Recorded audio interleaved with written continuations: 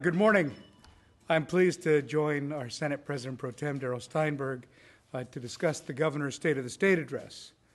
I believe the most important element of the Governor's speech today was his clear and compelling case for optimism about the future of California and the need to invest in that future, specifically with respect to his revenue proposal.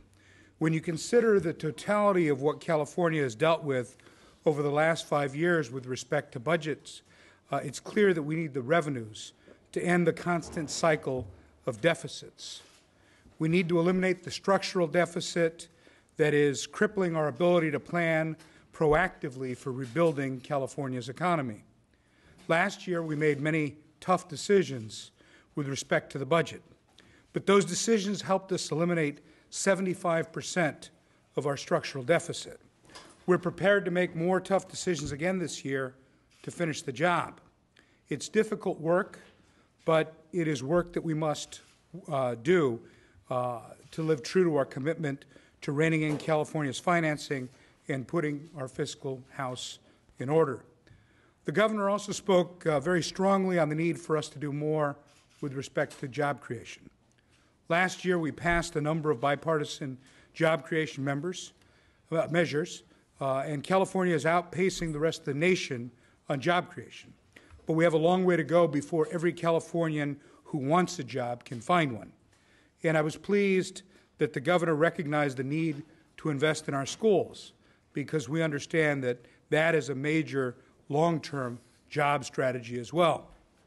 The Governor also highlighted his commitment to high-speed rail.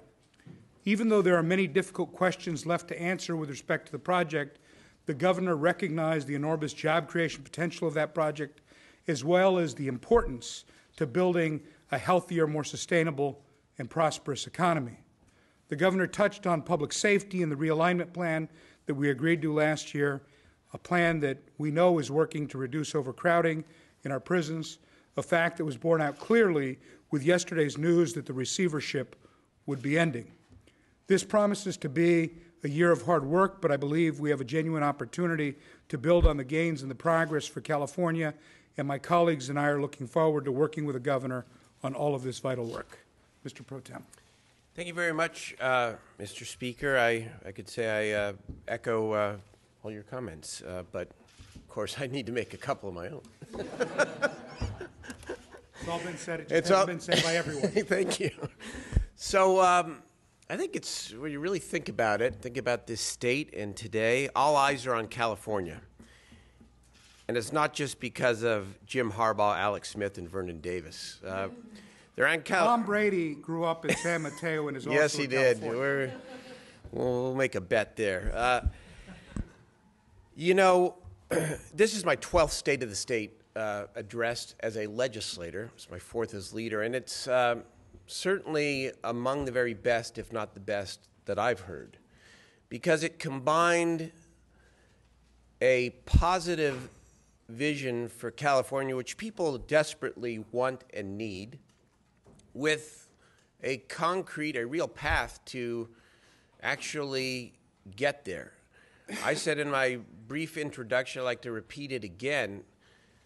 To me, our goal ought to be, given what's gone on over the last couple of years, our goal must be to spend more time, energy, and focus building positive achievements for California than we spend merely trying to hold on. And the last couple of years, I think we can point to some specific achievements, and the Speaker mentioned last year, I thought was a very, very productive year in the legislature. But our life has been largely dominated by the budget. When I started, it was $42 billion of deficit. As the Speaker said, it is now 75% less than that period of time. So we're not done. There's more work to do. The revenue package is absolutely essential to putting this deficit behind us. But we have some great opportunities to build this year, to finish the water infrastructure package that we began in 2009, to fix the problems with high-speed rail, but not give up on the vision, to focus on public education, which, we talk about public education, people say, well, what do you mean? Well, I was really glad the governor actually spoke about accountability today. I had a little bill on that subject last year, and I was glad to see that he recognizes, even if he doesn't agree with a specific solution, that he believes it is important to adapt our education system to the needs of the 21st century and its economy. And so there's a whole lot to build this year, and we'll have our fights and disagreements. That's the way it's supposed to be. But it's a good start to the year, and it was a good speech. Thank you. Just one mathematical clarification. Oh, boy. 75% reduction from last year's structural deficit. Correct. It was about an 88% reduction from the structural deficit that the pro tem inherited when he took over his That's right, 'cause leadership. it's $5 billion. Yeah. That's correct. Una pregunta, Speaker. Sí. Para responder. Miembros del Partido Republicano le acusan a usted, los demócratas, y el gobernador de usar tácticas de miedo para poder aprobar el aumento de impuestos. Mira, eso es una pregunta muy importante porque ellos son los que han usado los tácticos de miedo. La realidad es que el gobernador nos ha dado su punto de vista del futuro de California y que es necesario que involucramos recursos necesarios para tener el futuro que todos esperamos. Usar nuestros recursos para la educación de nuestros hijos y también para crear más trabajos.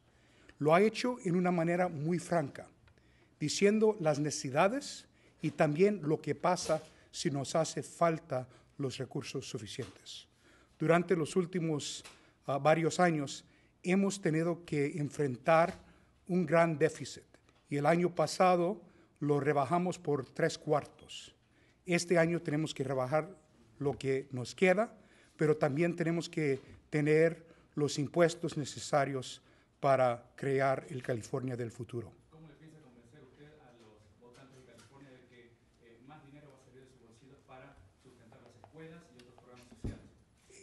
Francamente, los votantes de California han visto las acciones de mis colegas y del gobernador trabajando juntos para enfrentar estos problemas, y yo creo que la mayoría de ellos saben la importancia de involucrar en el futuro, y esperamos que vamos a tener éxito en noviembre en las elecciones. Gracias. Yes. Would you like to translate that, Darrell? I could try, certainly. Darrell, were you surprised that the governor didn't spend much time, if any, on budget? No, because the State of the State address is a different event than the presentation of a budget. And he's laid out his January budget plan, emphasis on January, because we know the real budget debate begins in May.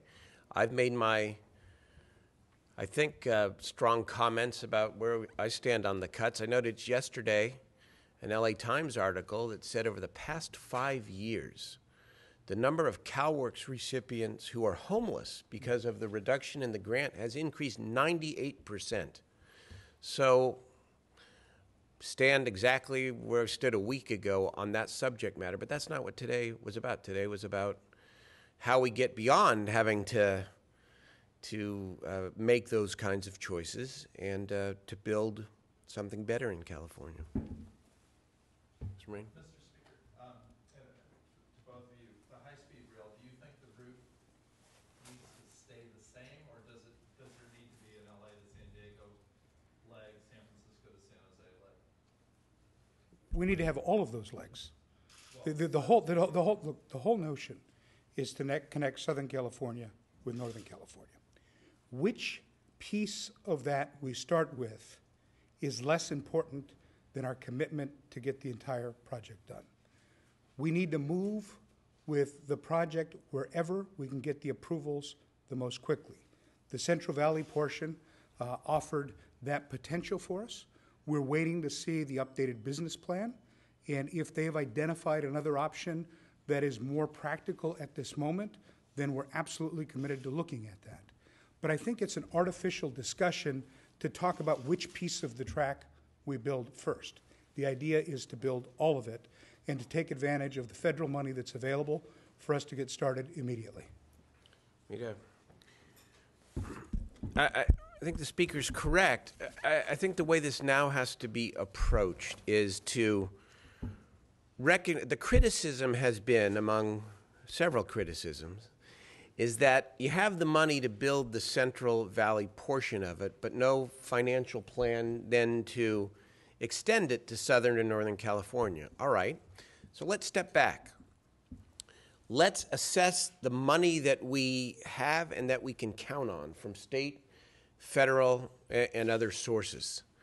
And then let's figure out how we stick to the goal and what the federal government has required by doing the best we can to build as much of that Central Valley line as possible, while maybe taking some of those existing resources and beginning to seed them in the other corridors so that the public and the federal government and the private sector can see that there is work going on simultaneously on the different phases of the project. Now, you only have so much money for the first phase, and so how you actually do that, I think we need to have real discussions with our federal partners and within state government. And I agree with the governor. Fundamentally, we do that. We win back the confidence, and ultimately, I hope we're in a position to appropriate that money. The governor's got out in front of high-speed rail today in a major way. At the same time, he's asking the voters to tax themselves to deal with the deficit problem. And how can you justify to yourself supporting both of those things? First of all, let's be very clear. The voters are the one who acted on high-speed rail. The voters, as a collective decision, decided that we would be first in the nation and make this investment. What the governor was very clear about doing was a couple of things. One, indicating that in each of the major infrastructure investments that have been crucial to the development of our state, there have been naysayers. And many of the arguments that are used today against high-speed rail were used against water infrastructure, were used against highways, were used against all of the major infrastructure developments that we now take for granted. So you have to listen to the naysayers, but then you have to evaluate the critique in that context.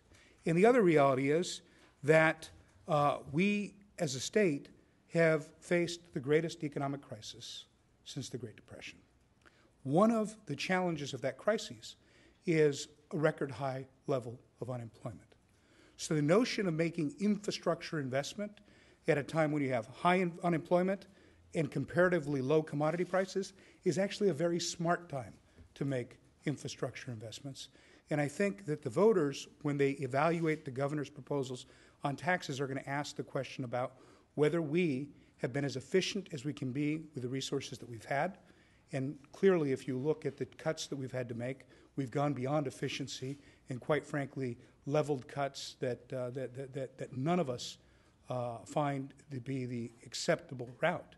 But we had no other alternative given our structural challenges. So now the question falls squarely before the voters because our colleagues on the other side of the aisle refused to let them have that choice in the past. The only thing I would add is that we have a simultaneous obligation to balance the budget and help build the economy. And the high-speed rail project certainly is an important part of that second obligation. And we have to find a way to do both at once. Yesterday, the Republicans sent out their reaction already, and in it they said, well, it was kind of, a little premature. They said that the taxes were improving. Sales taxes are up. More people have jobs, and the income, is up. So why would they approve higher taxes? First of all, I just want to say, in case there's any doubt, that this press conference is live. This is live. This has not been tape recorded. We're here live. Sorry. But the question was, well, first of all, recognize that, as the speaker said a moment ago, that we have unfortunately had to make some significant disinvestment in education, higher education, infrastructure in health and human services. So it's not like, well, we're at now an acceptable level and the taxes are to help us increase levels of investment. That's not what it's about. It is about, one, ensuring that we don't have to cut any deeper than is absolutely necessary, and secondly, that we can begin restoring some of the lost investment. I'd like to bring the fees down at all three college systems. Would like college students to be able to get more of their classes. Would like to be able to put back some of the extracurricular activities and the enrichment at our public schools. So the revenue is needed. Let me take a slightly different approach to that. My colleagues on the Republican side who issued their response to the State of the Union address before it was even written were lucky. They weren't burdened by the facts. They had a pat answer of no, and it's the same pat answer of no that they've used consistently. Last year, neither of them engaged substantively in the discussions around what solutions we would undertake. They were critical about the solutions we undertook. It flies in the face of the fact that we closed 75% of our structural deficit in 1 year. Unprecedented in the history of California, unparalleled around the country. So they were in their comfort zone to reject any notion without ever evaluating it. This is not a simple challenge facing us, and we shouldn't give too much weight to overly simplistic responses that don't even take into account what is being proposed.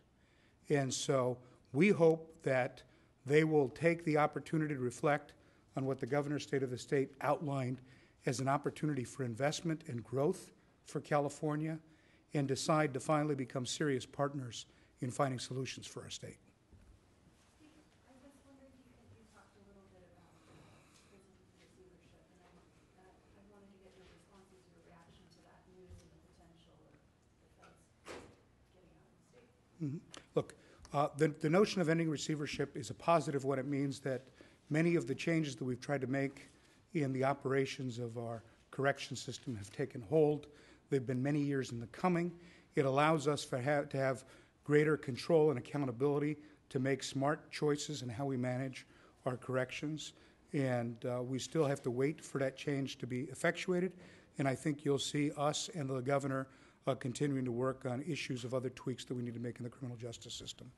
I think it is a very positive sign from the court, which has overseen the state prison system for a long time, that they are comfortable with the direction the state is going in criminal justice policy. Realignment is such a wonky term that I think it sometimes we forget just how significant that policy change was last year and how significant it will continue to be, and for the better. And for the better. More focus on reducing recidivism at less cost and in ways that are consistent with public safety.